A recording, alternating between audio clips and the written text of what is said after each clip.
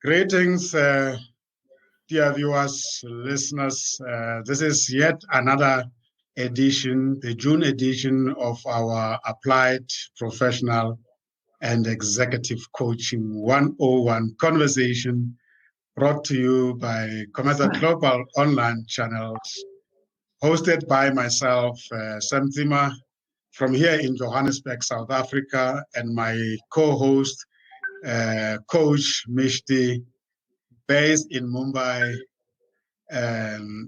We always say that in the Asian side of the globe. Greetings to you, Mishti. I'm from the continent of Africa, and we have just celebrated the Africa Week last week, and we are currently experiencing the sitting of the Pan-African Parliament. And I must tell you, it is incredible what is going on there. And thanks to media technology, we get snippets of the diversity of engagement there. So we are great. Some people say it's hectic, it's very lot of conflict. I said no, it's not. It is just what Africa is, and we are getting to see ourselves for who we are. So with those few ways, I want to welcome you. It's always pleasure to have you, and I want you to say a few ways, greet our viewers and listeners, tell them who you are, and introduce our guest, and then let's enjoy the show. Absolutely. Greetings, Sam, and thank you yet again for having us here. It's always a pleasure. Greetings and a very warm welcome to all our wonderful listeners who have tuned in. My name is Mishti Verma. I am a Gallup Strengths coach, a gender sensitization expert, and a behavioral and leadership facilitator. I'm also a partner at OD Alternatives. And today we have a very interesting conversation that's going to be happening with yet another fantastic coach who's a senior talent development leader with over 20 years of experience. And he's also an EI certified coach and an RCS certified coach. And you must be wondering what these terms are. So without further ado, may I introduce to you the very talented Amit Anand. All right, thanks a lot. I'm just always a little overawed by these kind of introductions, you know. So thanks a lot for this opportunity. Wonderful to talk to you people. I've known Mishti for some time. It's great talking to you, Sam. So thank you for this opportunity. As far as I am concerned, like Mishti said, I have been a part of human resources, and I never planned to be a part of human resources for about 20 years. I actually did my civil engineering at one point of time, and I worked on the first ever metro project in India for about 2 years. And after working there for about 2 years, I said to my dad that I can't do it anymore. My dad is a civil engineer. My elder brother is a civil engineer. I didn't have much of a choice, really. In fact, I remember when I was getting admitted into college, I was getting mechanical engineering as a stream, but I was not allowed. My father was just standing behind my shoulder. He said civil. And that is what happened. So, yeah, I was there for about 2 years, and I said, I can't do it anymore. It just does not, interest me much. I'm not very passionate about it, not enjoying it. And he was like, I don't know what you're talking about. You're an engineer. I'm an engineer. We don't know about job opportunities. And somewhere down the line, if you carry on in this line of work, I can look out for you. I said, but Dad, that's not going to happen. I don't want to. And then I moved out of it eventually. And I moved out in the middle of the threats which were given to me by my father of ostracizing me. And but anyway, so I moved into training, first of all, Sam. And I moved into language training initially for about 2-3 years. I just taught people how to speak in English. People were preparing for the TOEFL exams or IELTS, and I was working for industries, which is the IETS industry or the BPO industry at that time. And I was training people on the RP English, which is received pronunciation, also called the Queen's English. So I never planned for all of it, but I saw a guy doing it and I was quite mesmerized by it. And I thought I can do this. I mean, this is something which is right down my aisle, so to speak. And I tried for it and they selected me as a language trainer. And one of the things about becoming a language trainer is that it gives you such wonderful grip on the language that when you move on from language training to other kinds of trainings, you are able to control the sessions and people a lot better, and then eventually it adds to your coaching skills as well. And all of this was, like I said, not planned. And after language training, I got a little bored of just language training, and I wanted to get into management training and coaching, and all these things were attracting me.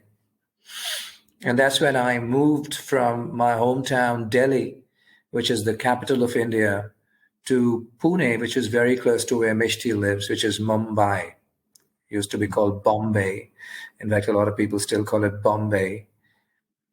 And I was there for 15 years. And that's where, for the first time, I got certified as a transformational leadership coach by a company called Result Coaching Systems, when I was working for an organization called Electronic Data Systems, which was then bought by Hewlett & Packard. So that's how I found myself, in this coaching universe, so to speak. It was very interesting at that time, and it still is quite interesting. Yeah. I can relate to what you're saying. I can see that you are measured the way you are communicating. Has that got to do with the insights into what language knowledge does to your communication way?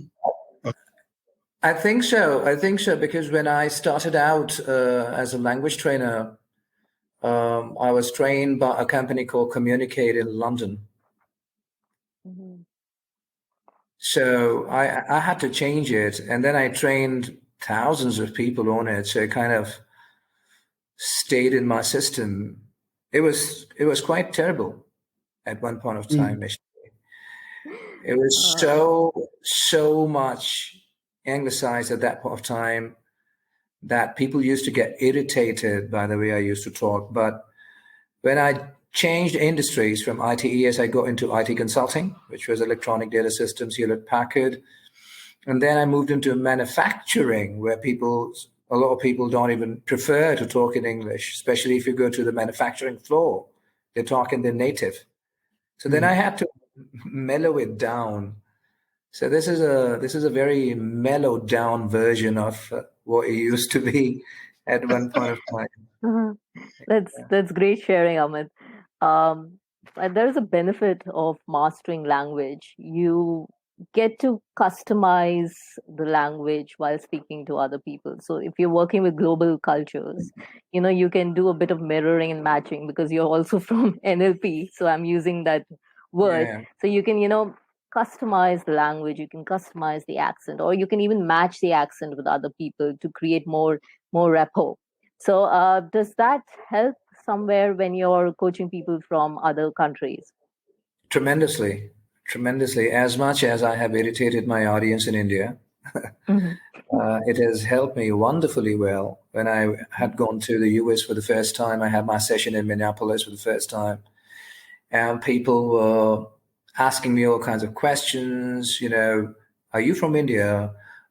Doesn't seem like that you're from India. Have you been to the UK?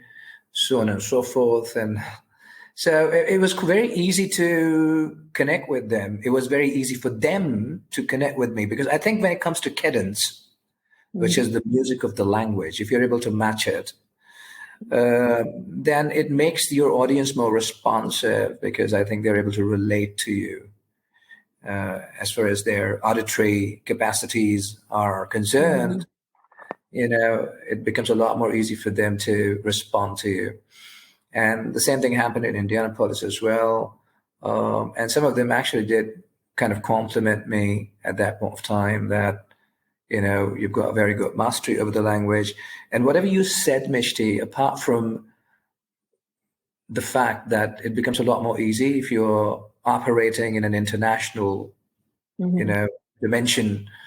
The other thing that I have found is that and it is not recommended at all, but if you have not mastered your subject and you're holding a session, by virtue of your expertise on the language, you can get away. In the sense you can involve that is people. the point. Sorry, that's the point I wanted to ask you as to how is the language helping you in your coaching, and what does it help you to achieve? You have just answered that I guess your mastering of the language has impact on your interaction with people. And how so is that in coaching? I think a big part of coaching, according to me, is your ability to ask pertinent questions and timely questions, right? And sometimes people will struggle with it. People get certified, and because it's not their native language, they struggle to make questions at the right moment. It's all about timing. And over there, I think I perhaps am a little comforted because of the way I think in the language and I talk in the language. So it does not really bother me.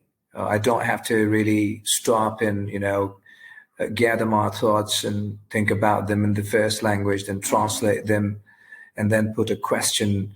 And by that time, the movement has gone. So that way it helps me quite a bit.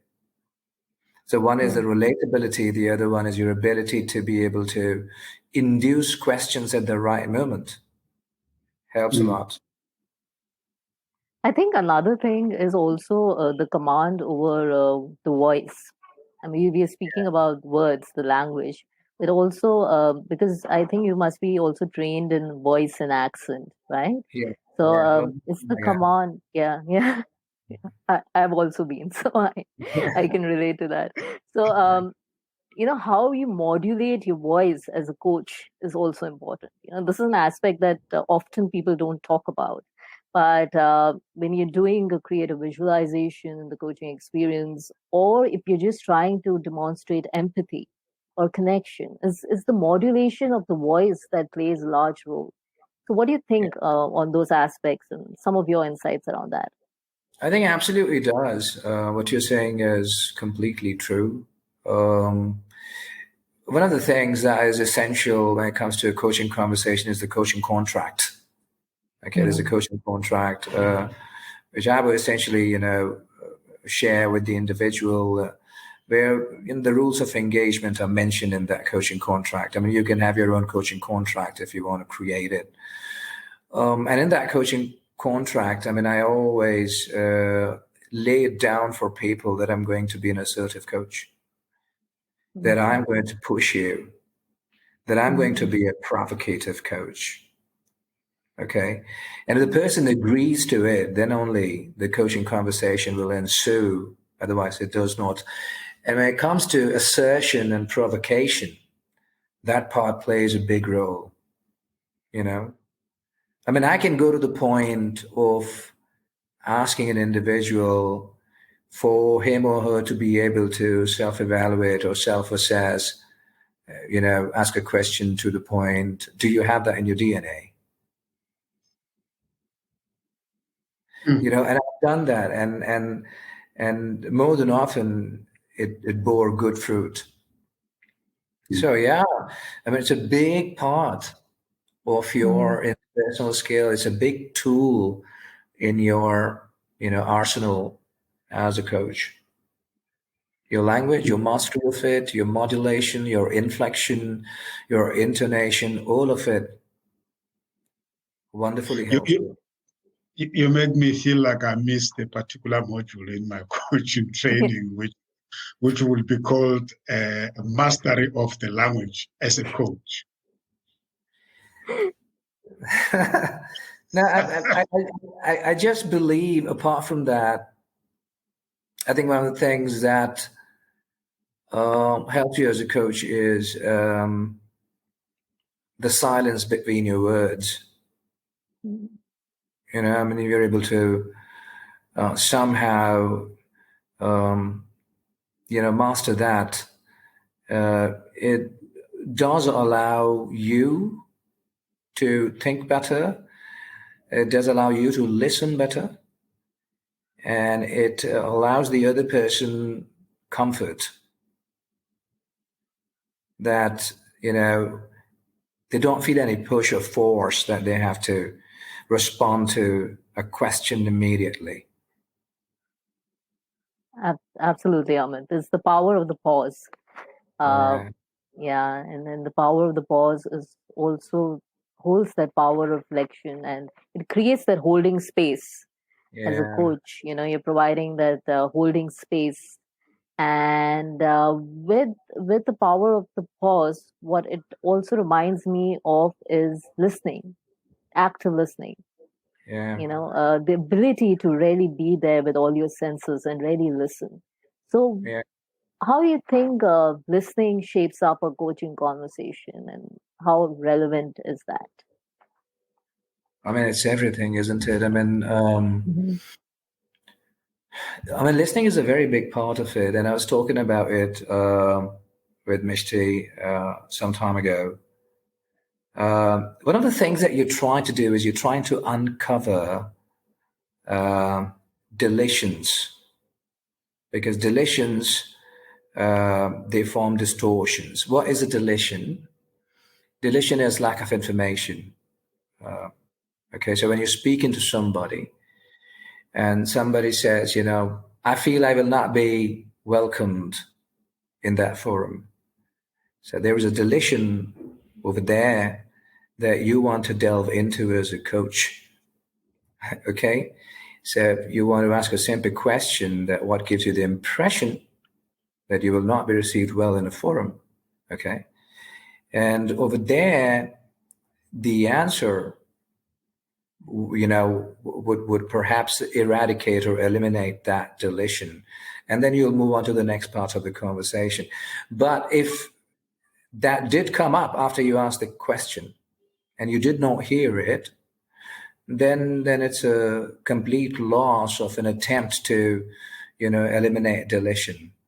So the whole idea which is a part of the meta model in neurolinguistic programming as well, is that when you're speaking to somebody, you want to remove all deletions so that the person then eventually has an informed understanding of the scenario. And therefore, the distortion is removed of how he looks at a particular scenario that is being talked about. Okay.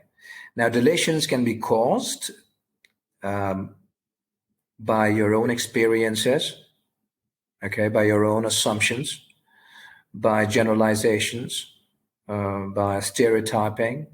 And sometimes when, well, that question has not been asked, which will provide more information of that context, right? So as you are asking questions, you're looking for answers, you've got to be able to detect the answer at times in all the, verbosity that you have to handle when you get the answer from the individual. That's where listening becomes important. You have to, so there's this term called, very nicely mentioned in the book called Quiet Leadership by David Rock. And that was my first certification by Results Coaching Systems, where they speak about listening for potential, listening for where the person is going in a thinking process. Okay, so you have to then, kind of remove some of the peripheral stuff that is coming out of that person's mouth. And you want to be able to, put your finger on that potential that I spoke about that can move you in that conversation. Is that the same as listening with interest? Listening with interest, yes, will allow you to listen for potential. And when you listen for potential, you listen from head to toe. You do not listen for what is coming out of the mouth only. Your facial expressions, how the person is talking to you, the nudges, the flinching, the disagreement in the non-verbal language that you have to keep an eye out for as a coach. The fiddling with the hands, the moving of the leg, all of it. That's where you are able to provide yourself an opportunity of, asking a reflective question. Now, what are reflective questions? Reflective question is when you're reflecting the emotion that you're detecting while talking to the person, and you say, well, that upsets you. Or did I, press the nerve? So on and so forth. But how would you do that if you're not listening for potential, which is not only relegated or confined to words, but the nonverbal language itself is essential. And listening is a big topic. According to me, your own self can prevent you from listening to what could have possibly come your way. So if somebody's talking to you and that upsets you and that comes on your face. Is that a good practice as a coach to expose myself to my client in terms of how I feel about the way they are responding to my coaching to them or my asking questions? Is it the right practice, or should I keep that to myself? Because I guess that is also part of listening, because something is happening to me as a result of how they are responding to my questions. Correct. Yeah. So, you can talk about all the coaching models in the world, the GROW model, the Oscar model, the CREATE model. There's a 5-step model by a company called Psychological Associates, but usually there comes a point in the conversation where you're just supposed to gather information. Forget about your models and your tools and everything. Just listen. Yeah. And when you're gathering information, you cannot induce information. And you are inducing information if you're getting upset by what you're listening to, because that stops the person in his or her tracks, and then the person does not share more. Wow. Mishti. It's fantastic, actually. Yeah, So there is. you are thinking, Mishti, because I can see you enjoying what you are hearing. Yes, actually, it reminded me of a concept. Actually, I was speaking to Amit earlier, and we were talking about the difference between counseling and coaching. So there's a Yeah. concept of self-disclosure to, create more rapport, where if the other person's not feeling very comfortable, so you talk about some experiences from your life to make that person feel comforted.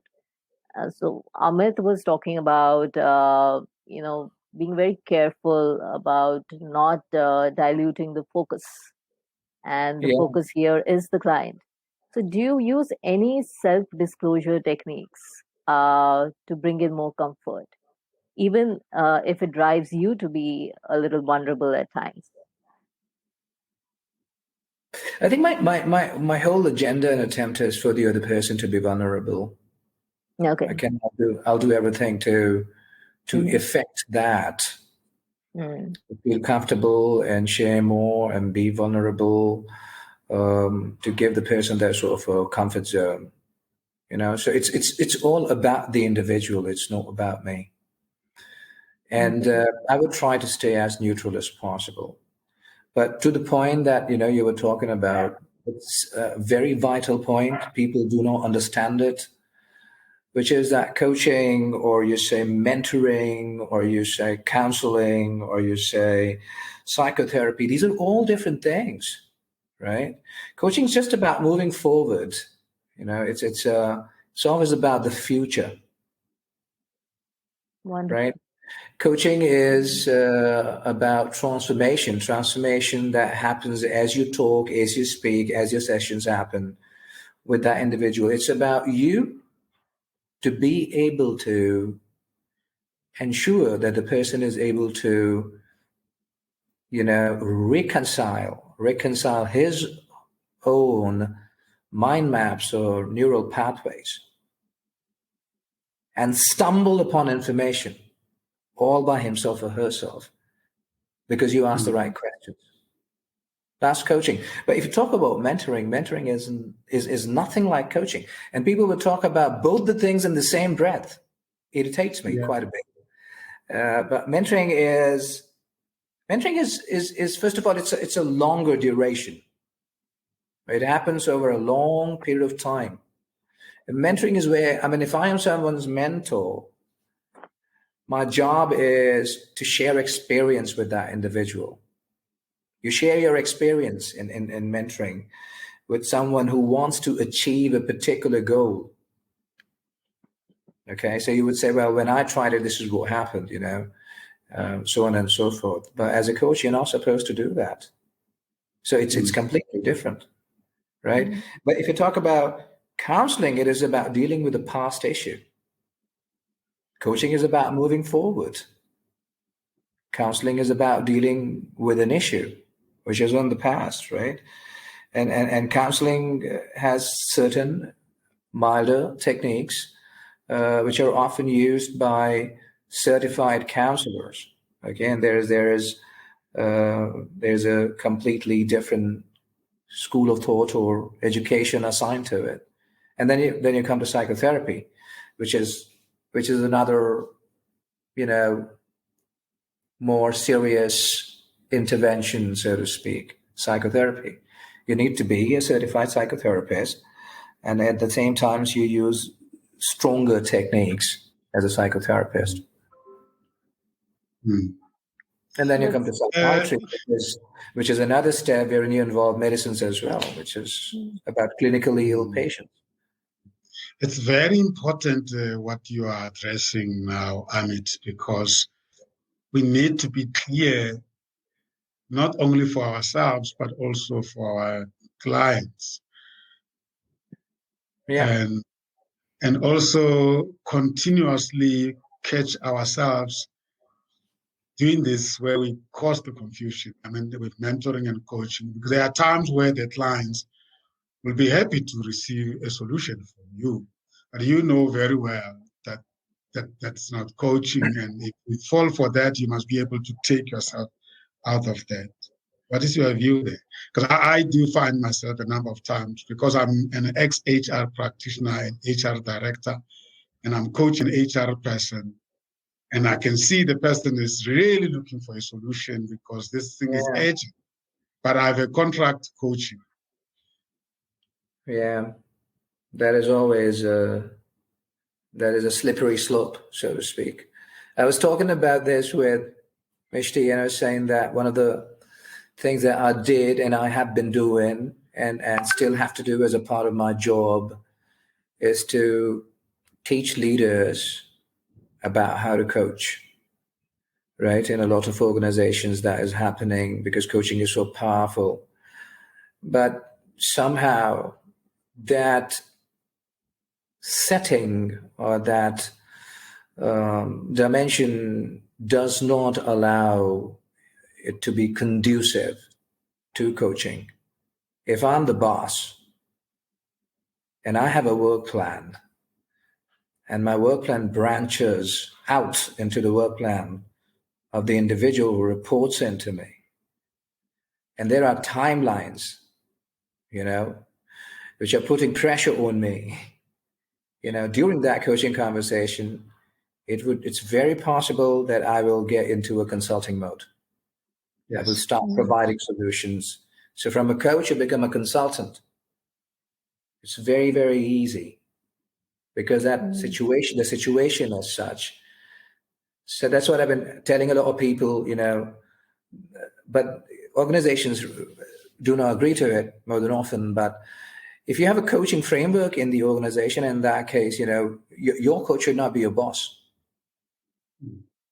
according to me. In fact, your coach should not be from your function either. Yeah. If I'm a coach, I'm an HR practitioner, I would rather be coaching somebody from supply chain management or finance, some of these functions, operations, but not from HR. That should be avoided, according to me. Yeah, that's a very interesting point. Now, tell us something more about this program. You've spoken about the challenges that leaders have their own agendas to drive, so it becomes very difficult for them to stay neutral to the experience of coaching. Yeah. But has there been any merits?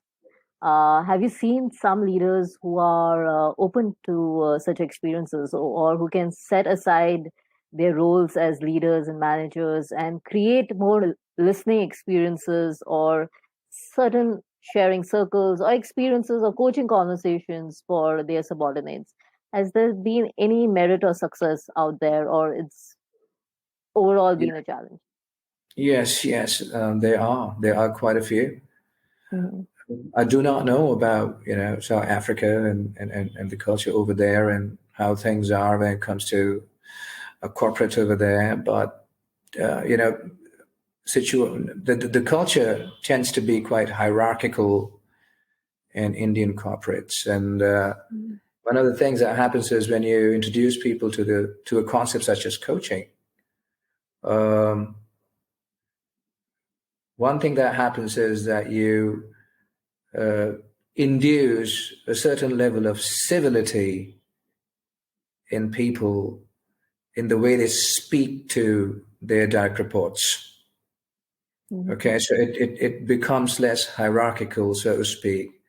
The other thing is that usually coaching conversations are structured. So the GROW model or the CREATE model, which is one of my favorites, or the Oscar model, or any other model has different junctures within that coaching conversation. So it gets very structured and it compels some of these individuals who are terrible listeners to listen. It forces them to apply themselves when it comes to becoming a better listener, when it comes to getting the information from the individual that they are talking to. Although invariably they might slip into becoming a consultant, but their demeanor changes and becomes a lot more civil and a lot more pleasant, which perhaps helps the overall culture of the organization eventually over a period of time. Right. Absolutely. So we, that, we as coaches, we do a lot of work on ourselves.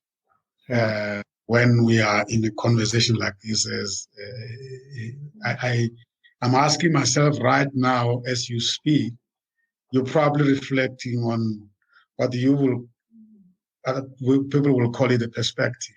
In other words, things that you have done, things that have happened to you, your whole journey that contributed to what you are now. Yeah. And have you ever had any regrets or felt that you could go back and change certain things that are coming up now in your way of being? I mean, you did share with us that you suffered a lot when people thought that you were not in the Indian English. Yeah. Something like that in your journey that you would like to look back at and say, I wish I could address this. Is there something called Indian English? Because we talk about African English, which is not English, Oxford English. Yeah, I don't know. You get my point. Yeah, I mean, I do. I do think of it because more than often people form an opinion of me on the basis of how I talk. The first impressions are usually bad, and if the first impression is bad, then it takes a lot of time. At least takes about 3-4 meetings for the individual to then, revisit his opinion of me, saying, "Yeah, he's not that bad a guy," And I have tried quite a bit in that direction, but it just takes away from me my expression, my ability to emote and express things effectively. And I don't want to allow that. Yeah. It's wonderful, Amit. And, from the interaction that we've been having today, I realized that the language context that you keep talking about has a music of its own. That is your personal style. He has a certain music and rhythm in terms of how he operates. There is his own unique structure. Yes. I think you can relate to it more than anybody else because you're into theater and whatnot. I mean, emoting and modulation and intonation and whatnot. I think I'll freeze if I'll be on a theater stage. Well, I feel all facilitators, coaches, trainers are all performers. At some point they always they need to create. I call it an art-based performance. Yes. Not a job. Yes, absolutely. Absolutely. I used to teach a course called the art of communication.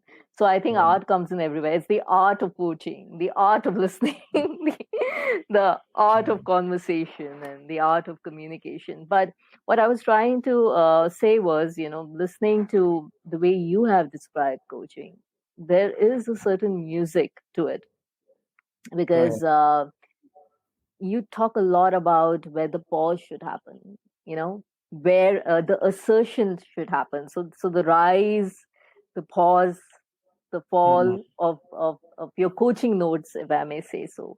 And also, taking it forward to the final act or the final music piece. So there's an orchestra out there. So you're talking a lot about the future. So creating this whole composition that comes to that that creates that whole momentum.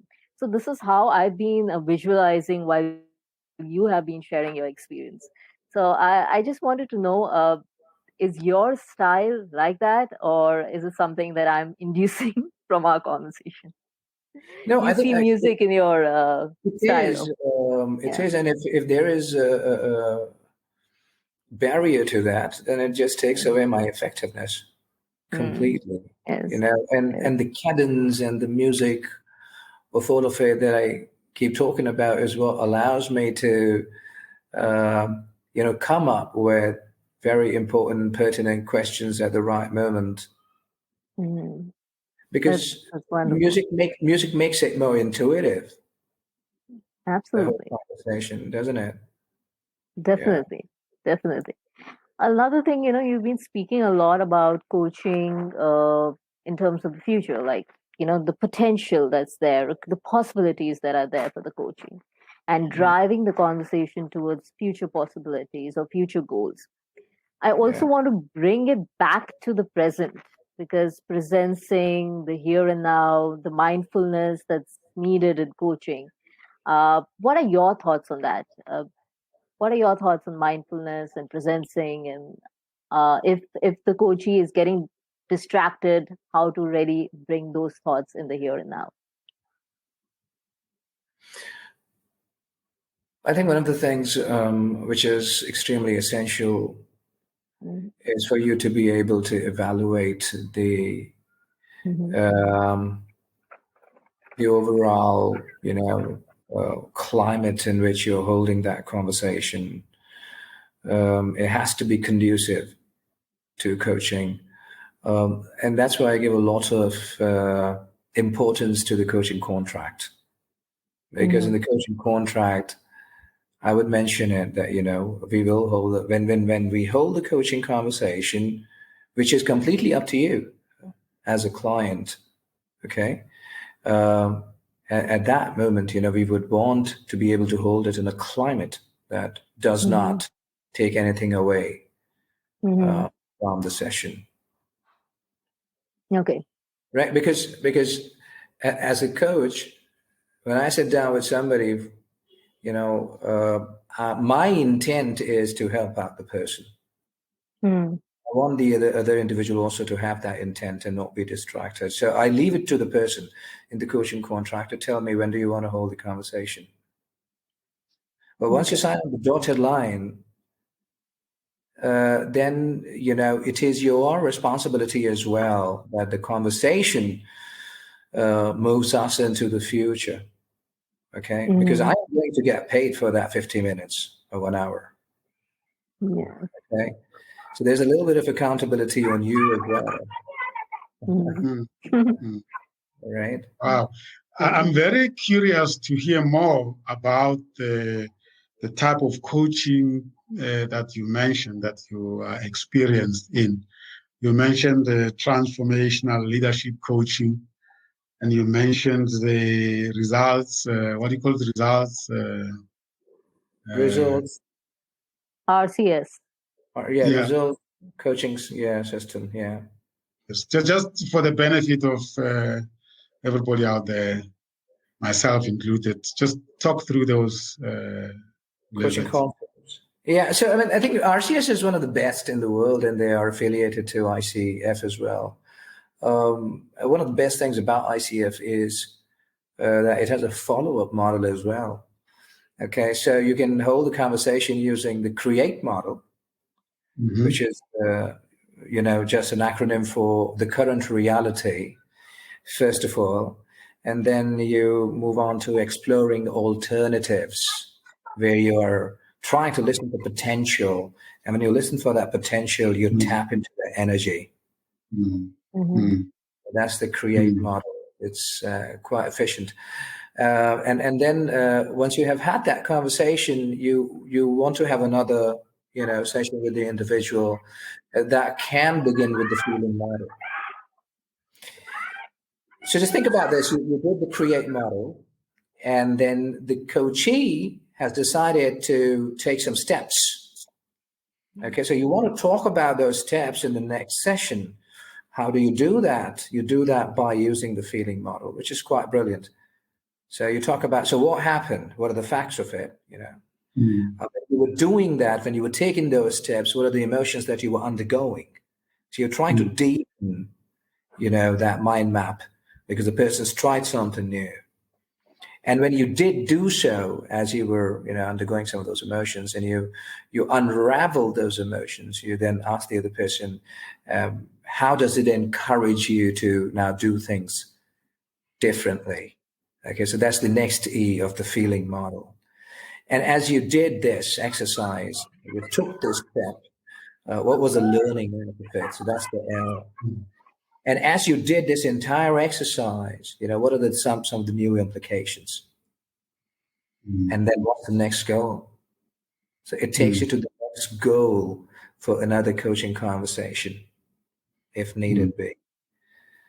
So that's what makes it so effective, that it has a very good follow-up model.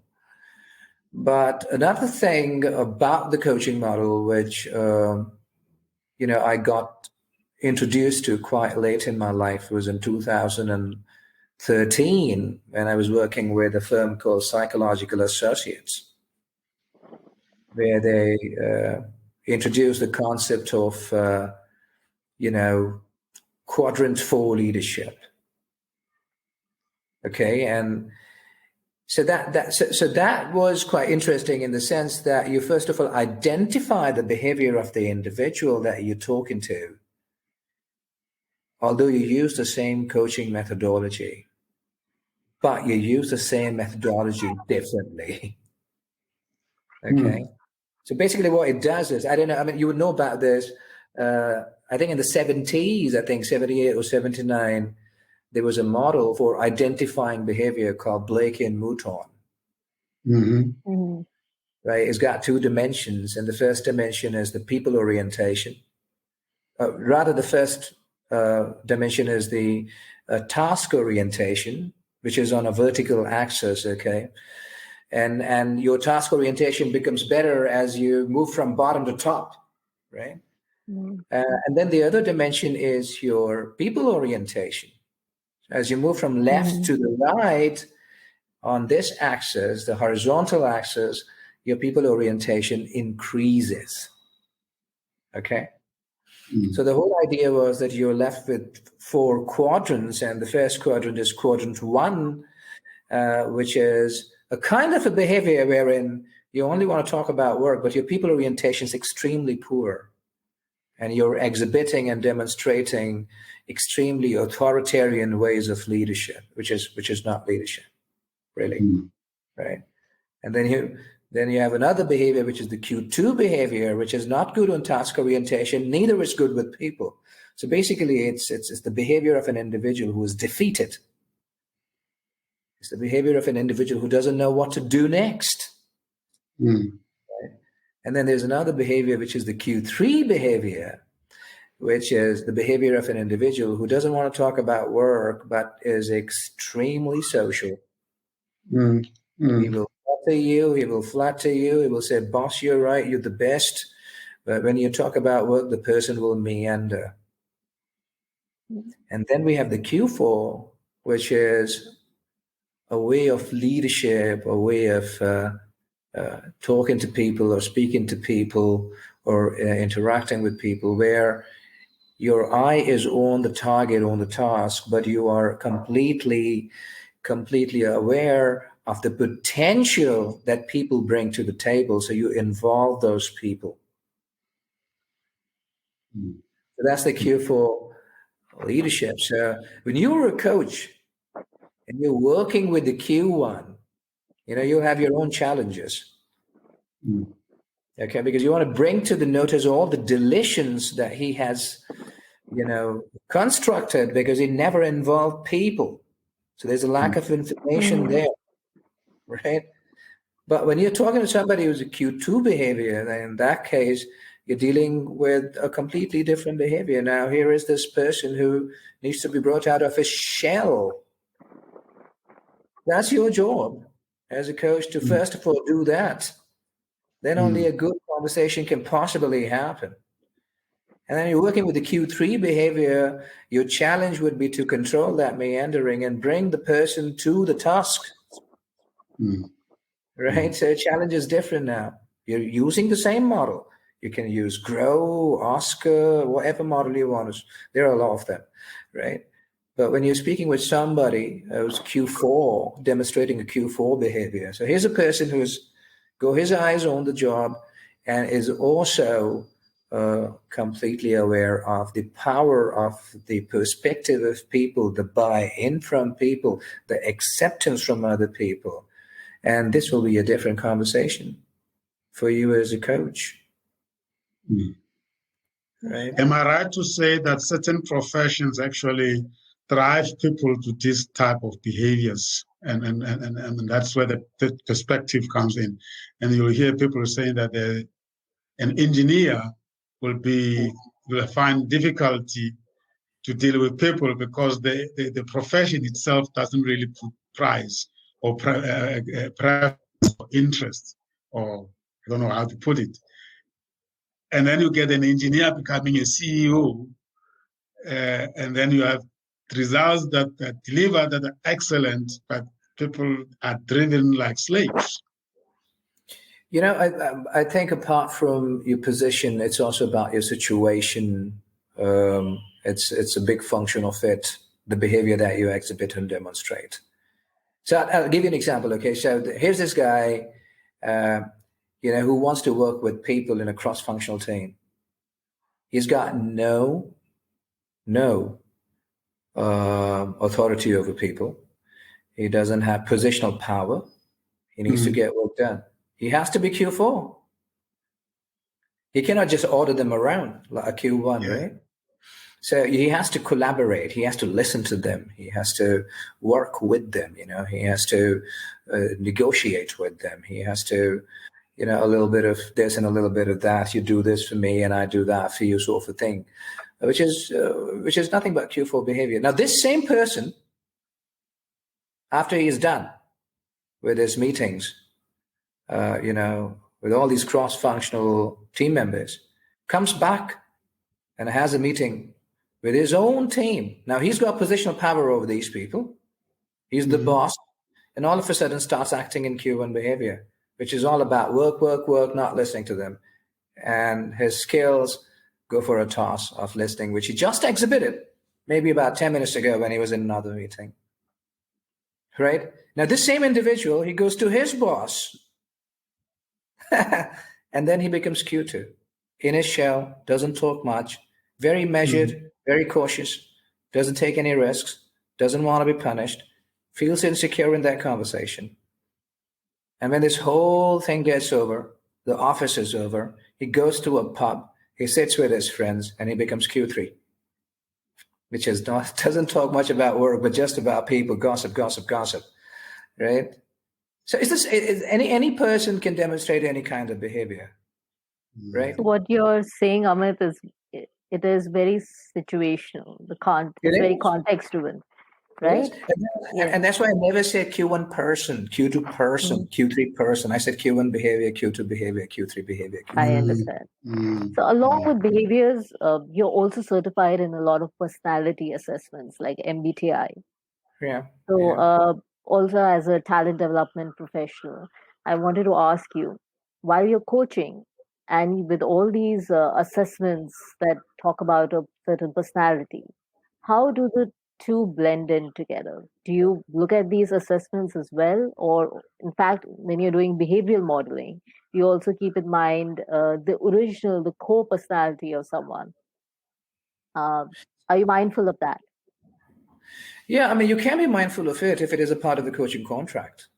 So if you were to hold a coaching conversation with somebody and the person is completely comfortable bringing, first of all, undergoing an assessment and then, then bringing those results to you, then that allow you to sometimes prepare yourself as a coach so that you can ask some questions vis-a-vis, some of those things that you just came across through those reports, right?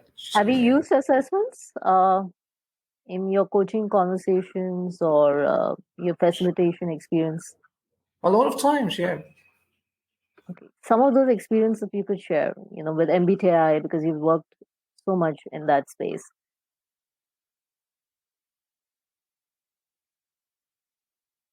Amit, you're muted. Sorry, yeah. So I was saying MBTI is one of the most extensive tools in comparison to some of the other tools that I'm certified in. I'm also certified in TKI and Firebee. When it comes to MBTI, you come across the personality of the person. Therefore, you know about the mental modes of that person as well. Now, this is type 2. personality dynamics that a lot of people don't venture into, which basically tells you that there is a primary mode, which is your most strong suit. Okay. The second one is the auxiliary, which kind of supports the primary. And the third one and the fourth one are your weak mental functions. Now, those weak mental functions are weak because naturally you're inclined to not use them. And when you do not use those functions, then those functions remain weak. Now, that's where, as a coach, you want to ask questions. So, for example, if you talk about me, INTP, I'm introverted, intuitive, I'm thinking, and perception, or I'm more of an explorer, etc.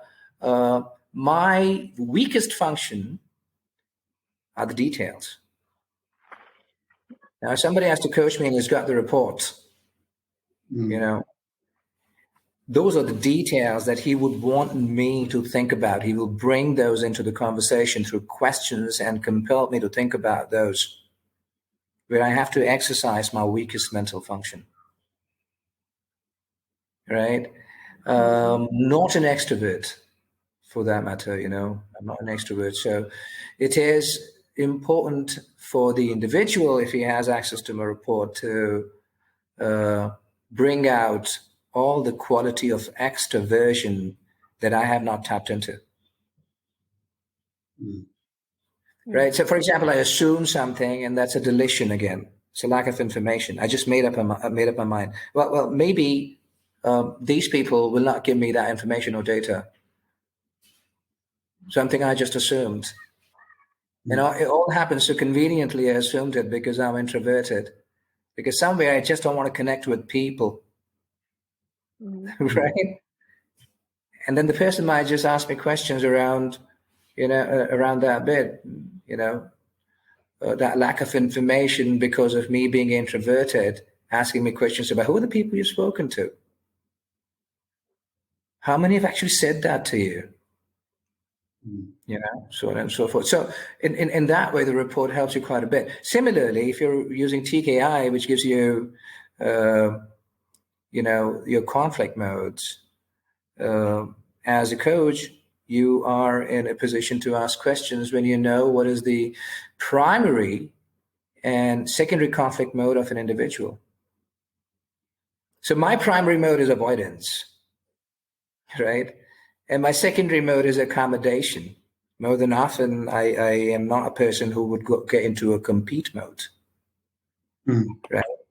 Confrontational mode. It just does not come to me at all, right?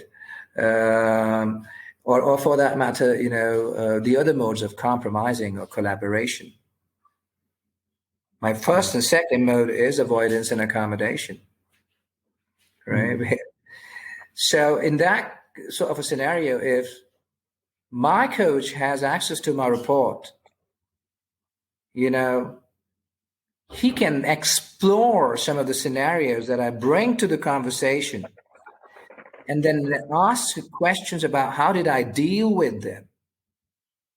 Maybe there were situations where I was supposed to compromise or collaborate or compete, but I was just avoiding and accommodating. You see that? So that's a whole lot of questions that you can ask as a coach. Similarly with Firebee as well, the same thing is applicable there too. Firebee basically is predicated upon 3 parameters. The first one is inclusion, the second one is control, and the third one is affection, right? And it is measured at 2 different levels. One is giving and the other one is receiving, right? So when your report comes out, all of a sudden, in affection, the result is a score of 2, giving affection, which means I don't give affection at all. There's a possibility that there's a team member or there is somebody who's a member of my family who has also taken the test and has scored heavily on receiving affection. So this guy needs a lot of affection, but I don't give it. Right? So in that case, if the coach has access to that report, then that is a dimension that he can explore or allow me to explore by asking relevant questions in that particular arena. So these psychological instruments, or psychometric instruments rather, are quite helpful. Absolutely. There is another psychometric assessment called Enneagram. You must be aware of that. So, okay, No. all right, then I won't get into that because that's another buzzword currently in the HR and personality assessment. But again, the objective is to understand the core of an individual and operate from that context. Rather than trying to alter a personality, try to guide a personality based on their core.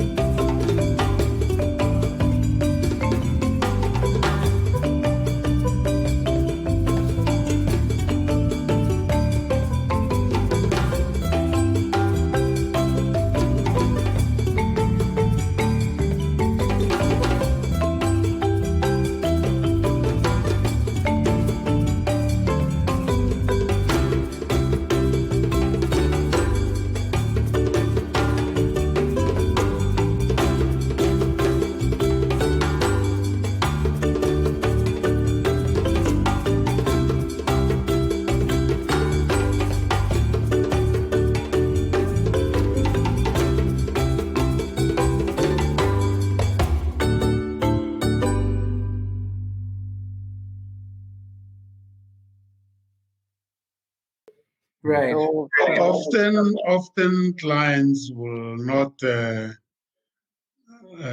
be excited about these tools because of the way we present them to them. Yeah. And I hear you saying that the purpose here is to get the message or create awareness for the client. How can we manage this? How can we position these tools? If in the process of coaching you realize that certain tool can help and you will want to present it and you don't want it to be stopped because of the mechanics of it, you want them to get to the point where they can see what it is and use in your conversation with the client. I'm sorry, I missed the last part where you said you want them to get to the point, and after that there was distortion in voice. You are very much interested in what these tools reveal to the client, so that you can enter into a conversation. Right. I think one of the things because there's a pushback most of the times from the clients, right? There is a pushback a lot of times. Most of the times, yeah, that is the right choice of words. And there's a reason behind it. Okay. In my last organization, I was in a specialist role, and I was certified on all the 3 tools. And there were around 70 more practitioners of MBTI, but they were generalists. HR generalist. They did not even know what is a PCI on MBTI, which is a Preference Clarity Index. They would talk in language that will fill me with frustration and anger because they would say, well, I mean, I had a discussion with that person and that person seems, well, about 30% introvert and 70% extrovert. I was like, what are you talking about? You know, and so some of these people who are generalists that I worked with for about 9 years, it is something secondary for them. Okay. They get certified. The company pays for it. But you can only become better at administration of these tools as you do them over and over and over again. And I did hundreds of them. I was the most practiced practitioner in the Cummins world, not only in India. And that's one of the reasons that clients are not able to believe these instruments, because they're not administered properly. You know, when you are doing a debriefing of someone's report, it in itself is a skill. Again, Mishti, you've got to be very neutral, because if you're an introvert, as you talk about the entire tool and you're speaking to the individual about this is what introversion is and this is what extroversion is, and then you seem to be more inclined and more emphatic about introversion because you're an introvert, you're just doing a very messed up job of the entire session.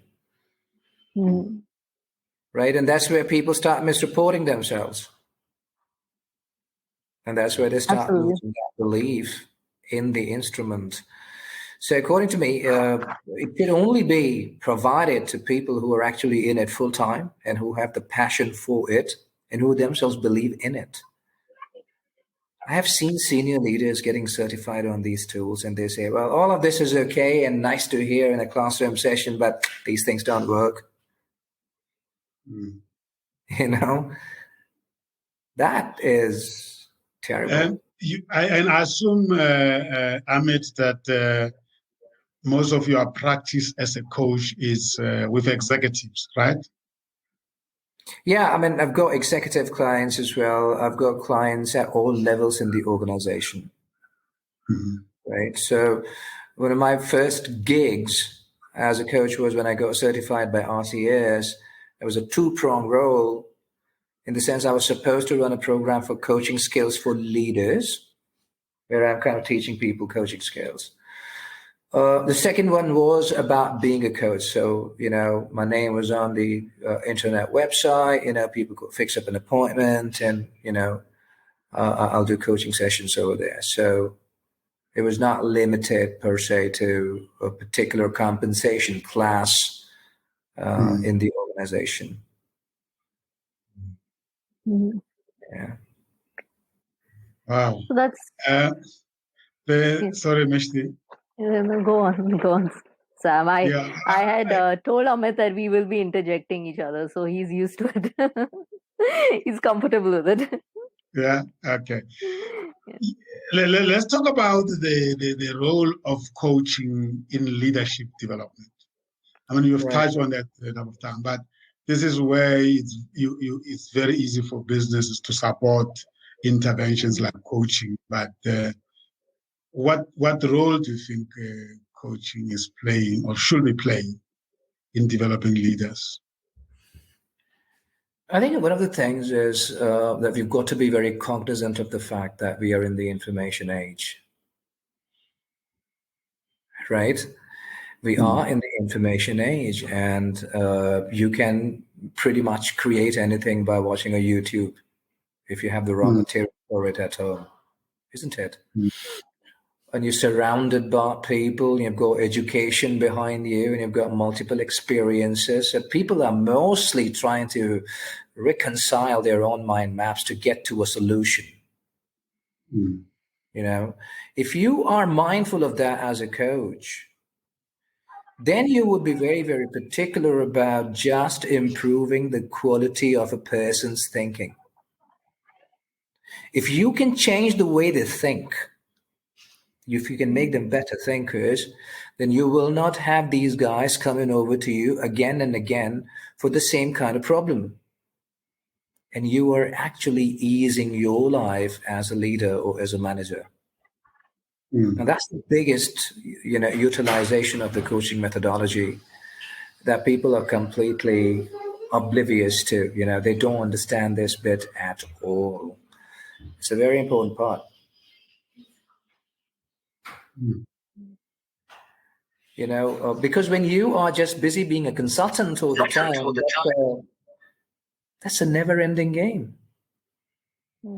You'll keep giving them solution. They will keep coming to you, and you will never be able to become lazy Larry. Lazy Larry is that guy, which I have created in my head, wherein, he's just busy with one leg over the other, and everybody thinks, what does he do? His team's working fine, and he just doesn't seem to be doing anything at all, because you're just having those meaningful conversations with people, which are through the route of coaching.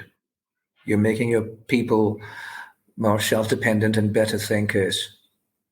You can put your mind now to process improvement and, learning and growth of the organization and strategy and whatnot. You don't have to do firefighting every day. Talk to me about how will you contract with leaders. I mean, leaders deal with multiple issues, and if somebody is referred to you as a leader that needs to be developed, they will probably tell you, we have 1, 2, 3 that we want these people to improve on. But they probably also have 1, 2, 3 that they think they have to improve. You have that conflicting situations many times. That is true. And one of the things that you must impress upon when it comes to dealing with executives and leaders is that you want to keep the conversation extremely objective. So you've got to be able to furnish the objectives before the coaching conversation begins.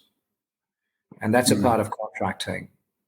You want to ask them a simple question. What are you looking for? When it comes to the end of this conversation, where do you want to be? What do you want to get to? Right? So the problem statement has to be defined by them in that coaching conversation. You've got to be able to establish the purpose, the benefit of the conversation, the issue at hand, the contextual factors related to it, as in when the person dealt with that issue in the past, what happens, so on and so forth. All of that information, if it's available to you, and then where do you want to be by the end of the conversation? If it does so happen, which happens quite a lot, that the leader does meander a little bit, in that case, you've got to be able to interject politely and remind the individual of, the objectives of the conversation. If the person still chooses to talk about something else, then you've got to be able to take your coaching hat off and tell the person that, if that is the case, then in that case, we will talk about this, and we are no longer in a coaching conversation. And perhaps now I will wear a different hat, maybe, or for consultant. And that is also completely dependent on your subject matter expertise of whatever is being, talked about. So, yeah. So you have been coaching people at different levels in the organization. Where do you find more resistance to coaching? Of course, the senior folks. Okay. They're more hardwired. Yeah, they're more hardwired. Yeah. I mean, and I think if you are just sticking to being a coach, then it's still okay. But your conversations as a consultant with them go awry very quickly. Very quickly. I'll let these senior leaders, talk to me about creating a learning solution. They don't know squat about instructional system design or learning methodologies or adult learning principles. But just because, they have experience and they have seen the world and they know how to talk in English and they know how to work on a PowerPoint presentation, they think that they can give me a learning solution. So they try to teach me that. And I have to, bear with that behavior and deal with it. Yeah, but with senior folks, that is always a challenge. Don't want to rub them the wrong way. Mm. Those are some fragile egos that you're dealing with at times. Yeah. And one of the things about senior folks is that they're very good at the talk. They will completely exalt concepts such as coaching and, Q4 leadership for that matter, which is people-oriented and task-oriented and collaboration and commitment and motivation and giving people an environment where there is psychological safety and people can be vulnerable and talk about anything without clear punishment. They're very good at the talk. But when it comes to that room where they are the boss, things fall off very easily, That's what I mean. So what are some of the I get that. So what are some of the techniques you would use to help them remove the hat of I know it all and just be vulnerable as a coach? I think as a coach, you just need to ask them questions, and which can perhaps help them to validify whatever they're saying.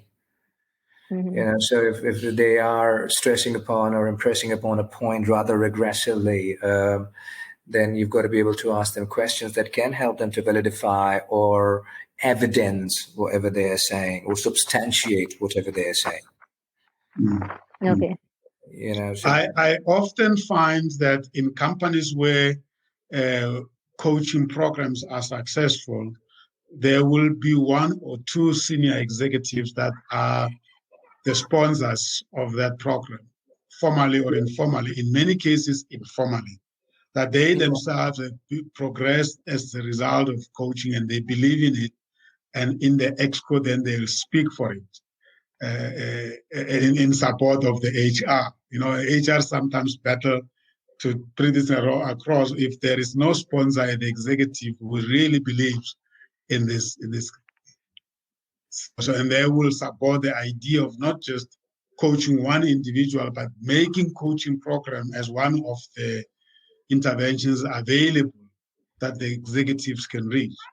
Having said that, though, I also feel that over-concentration at the executive level, at the leadership level, creates problems because as people grow up to the top of the organization, only then they get exposed to coaching. But if you were to do it across the board, then you have people promoted already knowing the value of coaching. What is your view on that? I think leadership sponsorship is extremely vital to having a culture of coaching in the organization. Extremely important. Has to flow from the top. I know one of my leaders, one of my favorite leaders, when we introduced the coaching program at my last company, this person who is a managing director of a multi-billion-dollar company was completely invested and interested in the program, so much so that it all started from first of all identifying what are the competencies you want to look for in your leaders, and one of the top 5 competencies that they looked for was coaching and developing. In the same way, coaching and developing. And then this person, along with some of the other senior folks in leadership, scoured, multiple vendors across multiple countries, and then, collaborated with one company where they partnered with this company. It's not so just it was just dumped upon them. Partnered with the company, even in terms of what could be the contents of the program and what is it that they want their people to understand and learn through this coaching program. A coaching program which was in line with the vision of the organization. And they were the first ones to undergo the program. And then this person came to India, was a managing director and chairman of the company. And that's a 4-day program, the one that I used to run in India and in the US and Australia. And he said, me, along with my entire executive team, so it was him, it was the COO, it was the CFO, it was all the business unit directors. All of them took out 1 day of their time to undergo the program so that they understand the power of the program. Okay. And decided that we will begin the program with compensation class 4 first and compensation class 3, and then we'll go down the order. Because they did not want to listen to this narrative that, you're running the program and then somebody tells you at the end of the program, well, I mean, all of that is good. I mean, it's filled me with euphoria and so much excitement and enthusiasm. But, well, does my boss know about it? You don't want that. Right. So to your question, it's extremely important because when people would drop off this program, they had to now get an approval from the functional head. It was a part of their scorecard, leadership development.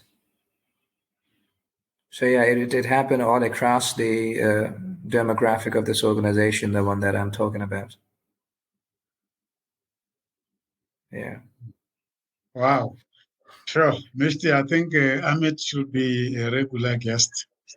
Amit is doing yes, Sam, I was just about to say that Amit is doing a training session for us today. he's donning his beautiful. facilitator's hat because he's given us some very useful information and insights and has really shared the very detailed understanding of different models. So I'm sure that would benefit a lot of coaches who are tuned in. It does not help. Certainly. It does not help. Yeah, it's really, I mean, your inputs have really made me think and remembered quite a lot of topics we have handled in my previous training programs. It just shows you how important it is to keep on going back to these topics as coaches for ourselves, for our own benefit. Absolutely. Yes. Yes, and you seem to be very well versed with it. So, you do spend a lot of time on the content, is from what I understand. Your structure, your content is very important to you. Yeah, absolutely. It's extremely vital for me, and it fills me with anger and angst and whatnot, bad feelings when I see other people diluting my line of work. You know what I mean?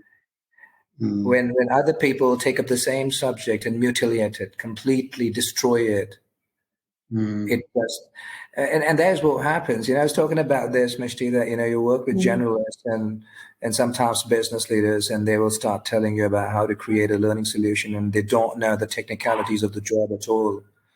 And then we people who are specialists are reduced to just nothing but working mules. It's very offensive. Because I think the power is in the content. So you've got to be able to get the content right to the T.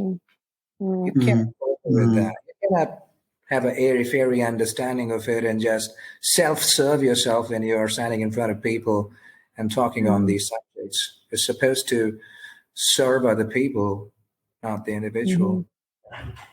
That's wonderful. I sense that you are also very particular in terms of integration. I mean, you understand so many other processes. And as I listen to you talking, I can tell that you are meeting one of our requirements in this show. That's why we call it an applied. We want to hear how you apply all these things in a real life situation to support other processes, because we will be naive to think that coaching is a bulletproof. It is one of the many, interventions that you need to have. And the integration is very important. Absolutely. Absolutely. Yeah. Now, talking about integration and talking about the other practices that you've shared, I would be curious to know more about the current landscape in talent development in India. What are some of the best practices that are currently there, and how has coaching served in that context? I think there are quite a few things which have, been around for some time, but have picked up more pace now when it comes to talent management. Talent management is vast, isn't it? I mean, it's so broad. It starts from the beginning of the human capital supply chain and then the exit interview, so to speak, when somebody leaves the organizations. There are a lot of things that go into it.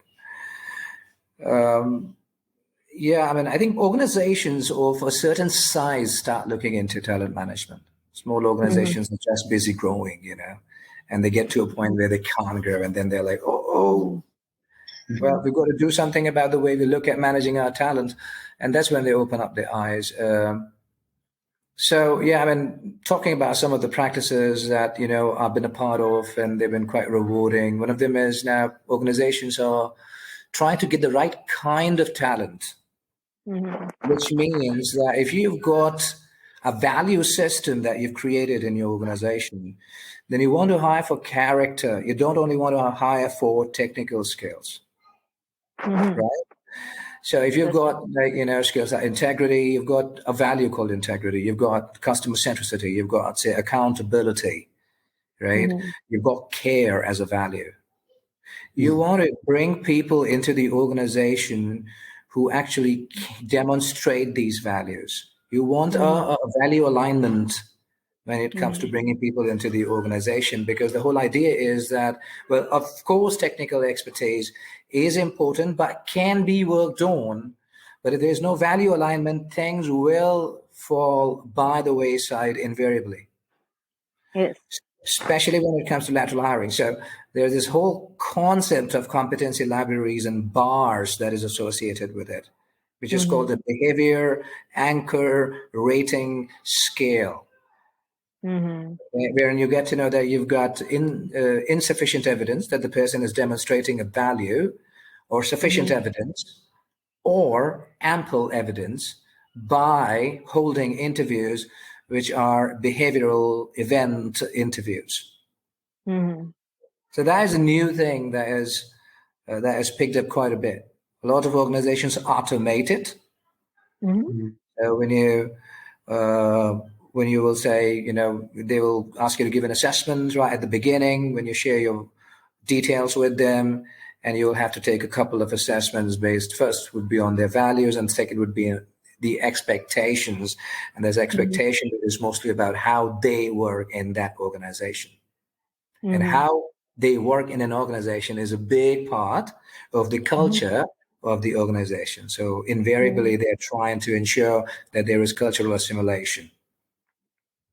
Yeah, right. That's very interesting.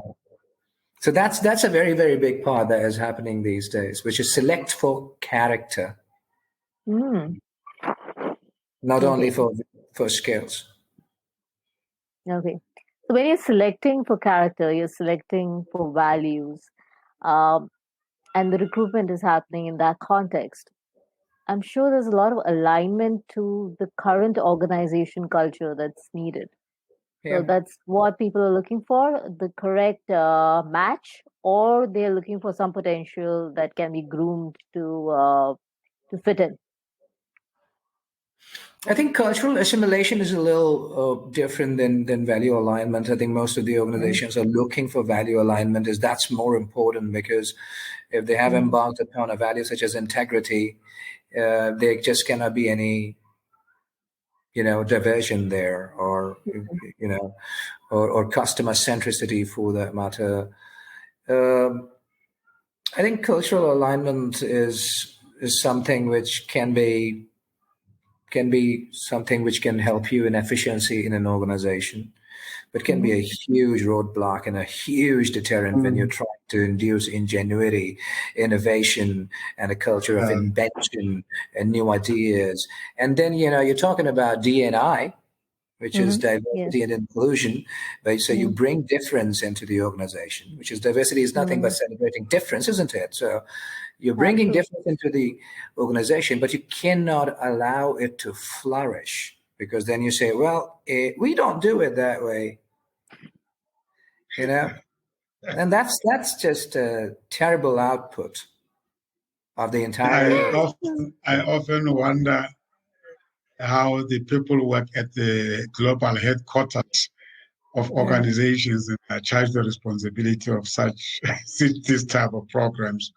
It must be very tough when you fly down into South Africa, into India, or into any other markets, and you're trying to have this cultural alignment. Must be. And that's another topic that Mishti and I will always ask coaches. And how is coaching contributing to supporting companies deal with diversity and inclusion? It's a very good topic. Yeah. Absolutely. So people say this now connects to another school of thought, which is change management. And why do people not like change? Because they like predictability, right? They want to know what's going to happen in the next moment. This is so comfortable with it. When you induce difference into the organization, say regional diversity or gender diversity or diversity of any other kind, LGBTQ, people will immediately demonstrate resistance to it because they're just not used to the difference, because they worked in a setup where there has not been much of a difference. Everybody eventually ends up intuitively thinking the same way. When you are in the organization, you become the organization, don't you? Right? And that's where, as a coach, if you see that resistance, you want to question that using questions, just powerful probing as to why, what is, making you so uncomfortable with this? Yeah, so that's what can help. Yeah. DNA is a big. It's vital, but it is exceedingly misused in organizations, and that's where it has a long journey. DNA itself as a subject has a long journey because it has so much potential. And I actually love the idea of it being just a constantly present with all other processes. And also I like the idea of not being too excited and thinking that you'll be done with it because it's just going to be there. And, as most people, sometimes people make the mistake and then they get fatigued of it. So now we have talked about D&I forever. It is just part of us, Right. Absolutely. In fact, yes. Amit, you saying?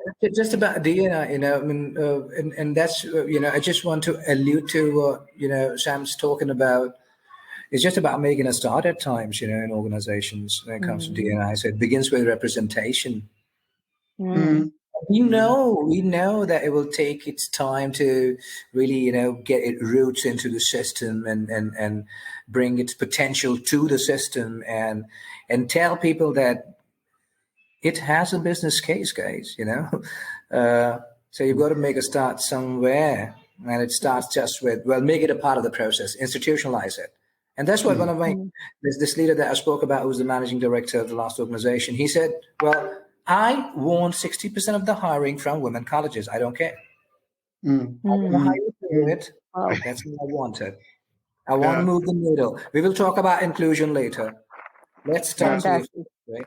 And then he went on to say, the way the demographics are in India, the way the Indian map looks like, I want my workforce to look like that.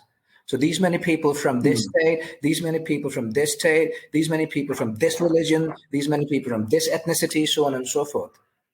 It all begins from just initiating that. And initiation is nothing but at least bring them into the system. Yeah.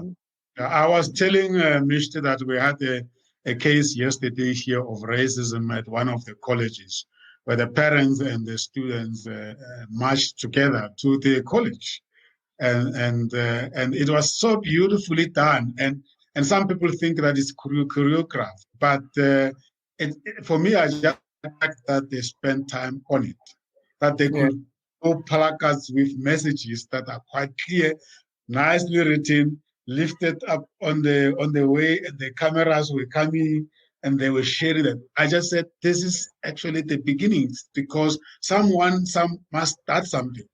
Now taking forward is how the management is going to deal with it, how the country is debating about it. It's beautiful because now the statement is made. We must just now help people to take it to the next step. And I like the idea because one of the placards was saying, I want to be taught by the teachers that look like me. This is this student who feel that the people that are standing in front of them every day, they can't relate to them. They're talking about your hairstyle, your hair is not right, fix it. Now, this is a person of particular color saying to a black person and say, fix your color. But it is just the way they relate to that difference. And I really want one day, if you have time, that maybe, I don't know whether it will be coaching, Mishti, but it will still be coaching. I mean, we need to bring it to the center because the people are struggling to even talk about it.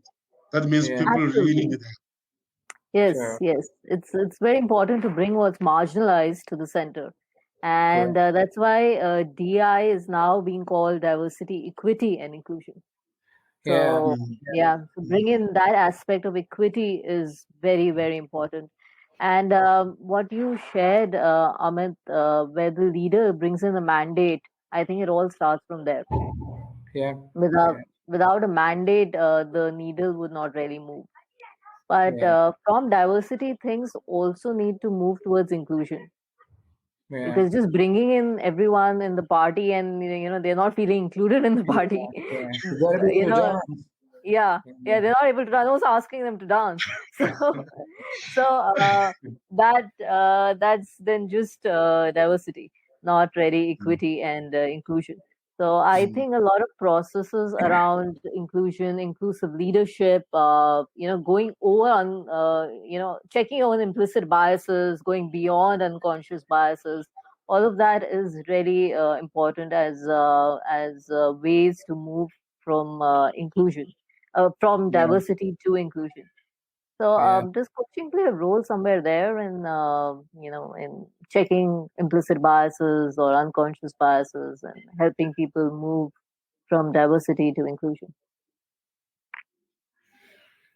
I think one of the things about this whole journey of representation to inclusion, it has to be a part of the scorecard of the leader.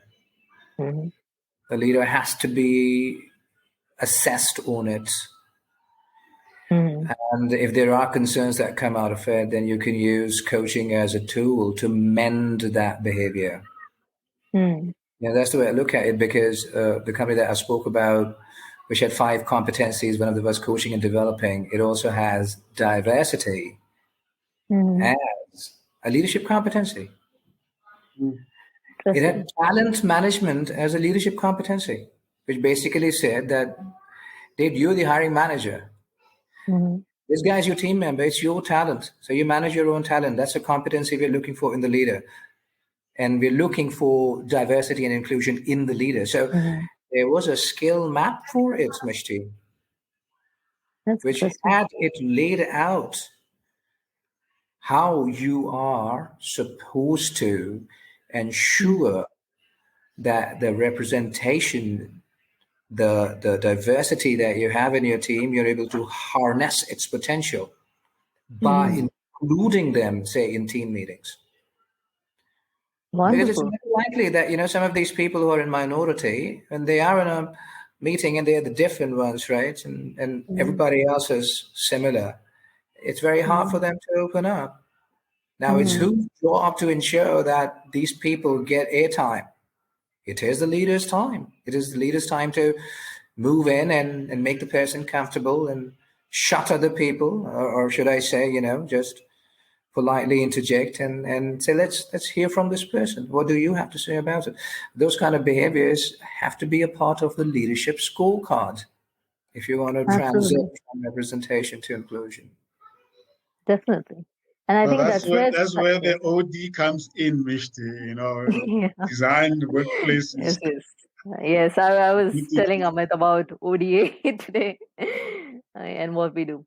Absolutely. And this I'll give also you, I'll links. give, I'll give you such a beautiful example of inclusion, Mm, Mishti. In this country, yes. the one that I keep talking about, they had a manufacturing plant Mm-hmm. making turbochargers Mm-hmm. only women in that plant.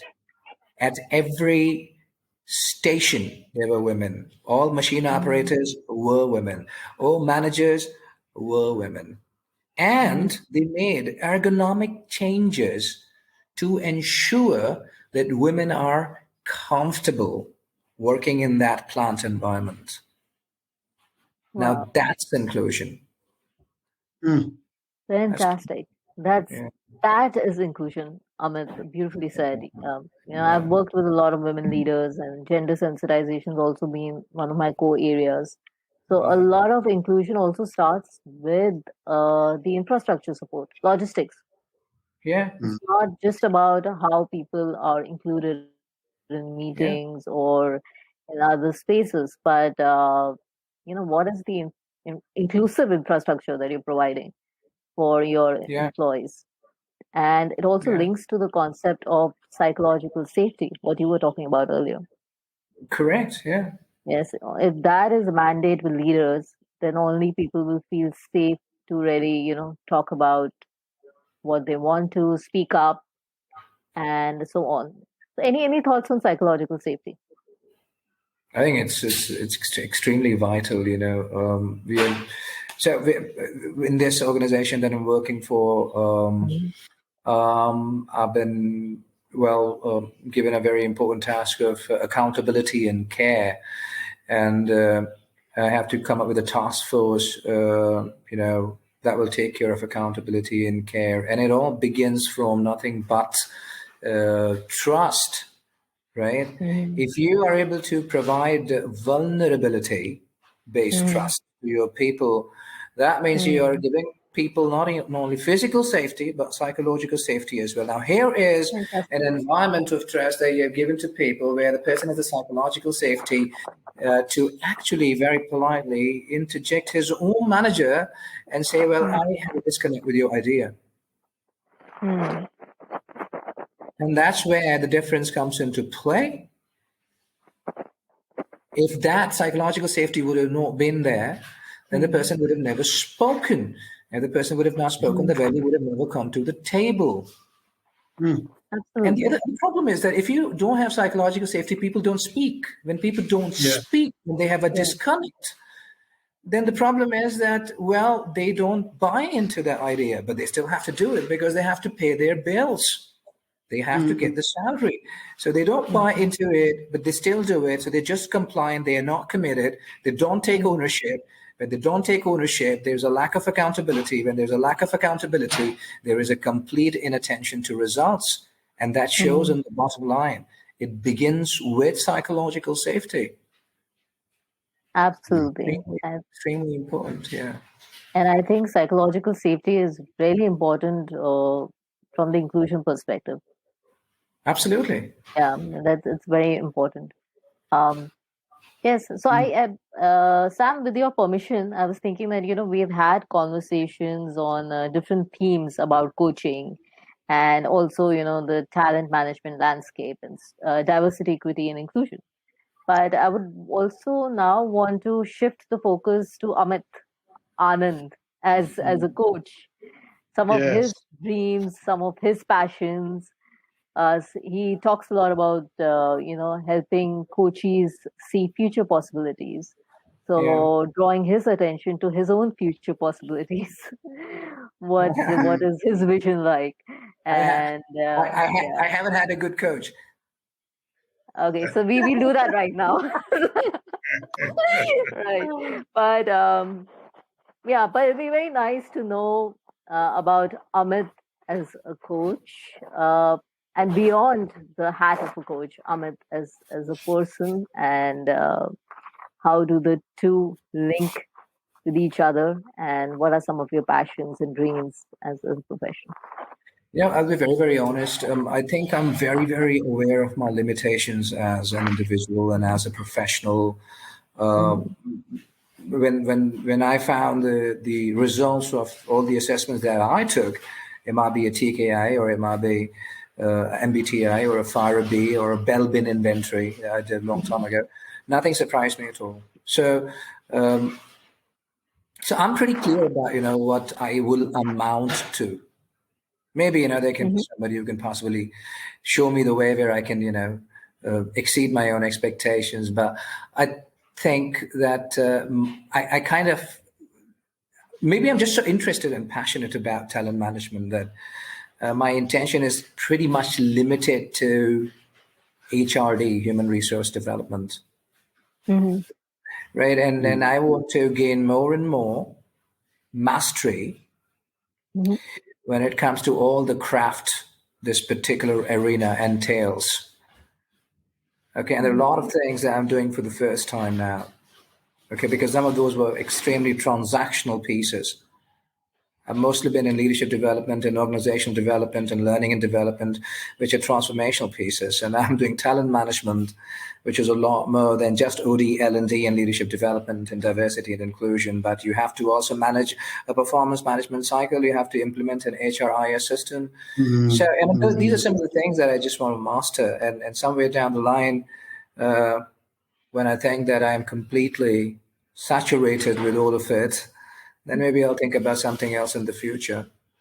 But Mm. yeah, and Mhm. and and I also have an intention because I don't know if some of the people have told me this that I do a pretty okay job of writing. So just writing some of my experiences as well. So I just want to write a Mhm. book as well, and some of for Um, some of these pieces. Yeah. Wonderful. I would love to read that book. And earlier on, you interjected by saying that talent management is the whole complete cycle, and I think that will be that I'm sure there will be a chapter in that book that that explore that deeper from the Yeah. perspective of where you have been.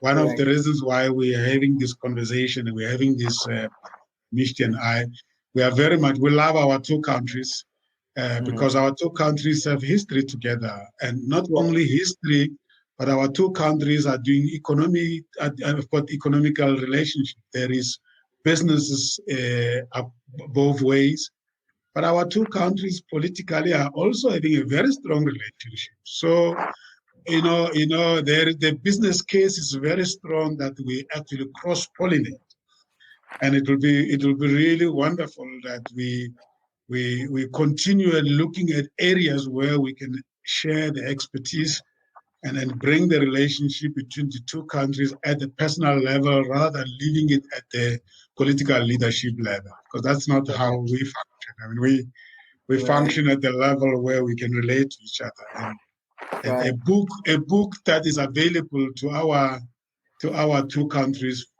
it doesn't matter whether it's written by you or somebody from here, it will be wonderful to bring to the show to talk about it. Like Yeah. we've mentioned now, Absolutely. diversity and inclusion is one topic that will have a strong interest by everybody in South Africa. But Right. talent too will do. Yeah. It is a part of it, isn't it? D&I, recruitment, learning and development, leadership development, performance assessment, potential assessment, exit interviews. Mm. All of that is a part of talent management. And then you're left with HR operations. Yes. 70% of what we do in HR is talent management, isn't Mm. it? So Mm. it's Absolutely. yeah, it's a big one, it's a big arena. Great stuff. I get the sense that before even you spoke about, Mr. Are you happy? Are you still having some more questions in terms of what his plans are? No, please go on. If I have anything in mind, I would definitely ask, but I wouldn't want to interject you at this point. So Yes. you go I, on. I wanted to say that I can sense passion for the corporate life in you. Right. Right. I'm convinced that you don't want to go and start something of your own there at the moment. Am I right? I think I've got a lot of passion for the subject. Okay. Really, I think of myself as a keen student of the subject itself. Irrespective of where you are practicing. I think the corporate actually kind of stifles sometimes individuals who are passionate about the subject to bring the best solutions to the table. It's just how corporates operate and work. I actually wrote an article on it on LinkedIn some time ago, which is "Death of Specialists," which pretty much talks about how we are shortchanged as specialists. Our dedication and devotions towards the subject, and we just want to bring it to the corporates so that it can benefit the corporates. That's all that we want to do. Yeah. That's very powerful. We have another show, we call it the Human Resources Development and Management 101 Conversations. Throughout our conversations, it kept on coming to me to say, Amit will be a very, very good participant in that. I'll be more than happy. And for your information, it is we hold it in partnership with our National Institute of People Management. In fact, let me say, we are more than national. It's the Institute of Management called IPM in South Africa. You can check it. It's ipm.co.za. And we are just starting now to bring continental guest speakers into the show. We have just decided that we are going global with it as well. And I know the CEO of the IPM, Dr. Jerry Gule, will get the opportunity to listen to the podcast that we're going to make out of here. I'd like to share it with him. And maybe one of the good days, who knows, we could have you coming, joining as one of the participants in that show. I am always enthused about these possibilities. So I'll be more than happy. Wonderful. Mishti is doing great work for us that side in identifying people like yourselves. So we are really grateful. And I'm actually enjoying being a listener these days and being just a student of these great ideas. And so we do very well, Mishti. I don't know how you feel. I just feel privileged that we can have guests like Amit share such wonderful. Absolutely, Sam, and it's a privilege to have a platform like this, where I keep using this word, and with your permission, I'll use it again, to be able to build a strong Ubuntu bridge between the two countries, where we can connect at a very humane level, and at the same time process a lot of knowledge and experience that our experts and guests bring to the table. So that has been amazing. We've had some amazing guests so far, and each time we have a show, we realize that wow, it keeps getting better. So that's definitely really exciting, and I'm very grateful that for your trust in helping me do this and creating the bridge. Beautiful. So that is amazing. Right. And Amit is a fantastic singer also, but I don't know whether he'll be kind enough to. No. No, he won't be. There's something too kind so far. Yeah. There's a book by Peter Singer that talks about systems thinking, which is the learning organization talks about the 5 disciplines of a learning organization. That's systems thinking. Okay.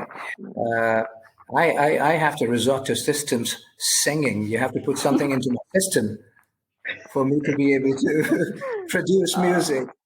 Okay. So we need to follow a different system for talent development here. Yeah. Let's check out. I mean, we can just use the last 5 minutes reflecting on what we brought out. What stand out for you, Amit. What are you taking away with you from this conversation?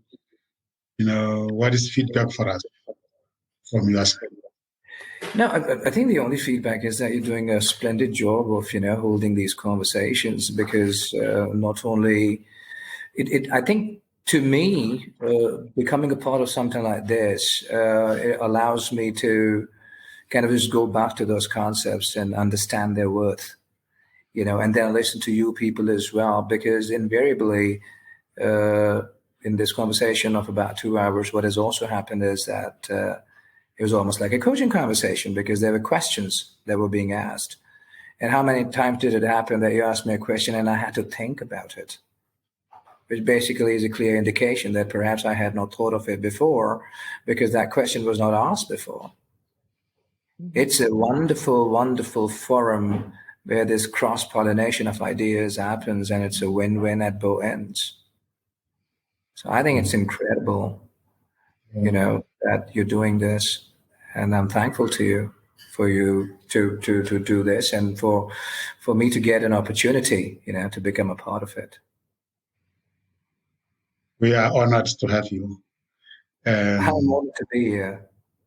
Excited, honored, and enthralled completely. Thanks, Lord. Thank you. Mishti, your closing remarks?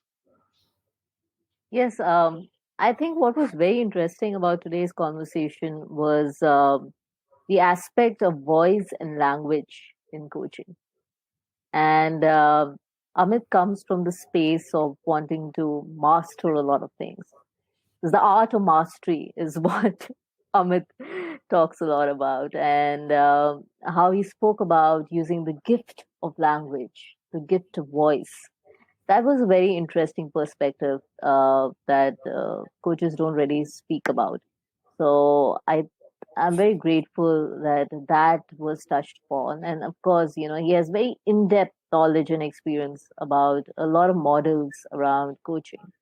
So that was a very, very useful conversation. So on behalf of Sam and me, I would just want to say, Amit, thank you so much for your time, and more power to you for all your ideas and all your plans. And we will be very excited to read your book once it comes out. Just one day that shall happen. Yeah. Of course, Thanks. that shall happen. There's no case era to that. Yeah. I cannot help you. I cannot thank you enough, Sam, for letting me, onto this platform. And Mishti and I spoke about it, I think, months ago, and then the conversation kind of fell out, and then we spoke about it again, and I'm glad that it happened this time. So a big thank you to Mishti, and I'm indebted that you brought me to this forum. Thanks a lot to the both of you for this wonderful opportunity. It was great. Thank you. Thank you very much. And we thank those viewers that tuned in, and many, many other listeners that will be tuning onto our podcast that we're going to produce out of this conversation. So we will publish it on our podcast on social media. I'm sure you'll get more people giving you feedback on an ongoing basis. This is a monthly show. It happens on the first Tuesday of every month. It is the Applied Professional and Executive Coaching 101 conversation, where we talk about anything coaching. It's a conversation we have with the HR professionals, the coaches, and it is cutting across cultures, across continents, across borders. So next month, we will be talking to somebody from the East African coast of the continent, from Kenya specifically. And I'm looking forward to that, and I'm sure we will continue building many bridges. Thank you very much for your time. I know it's very late in India at the moment. Enjoy the evening, enjoy the week, and we will definitely stay in touch. Thank you very much for your time, and thanks to our viewers and listeners. And we can stay in the studio a little bit as we say goodbye to our listeners. Goodbye to everybody. Thank you. Goodbye.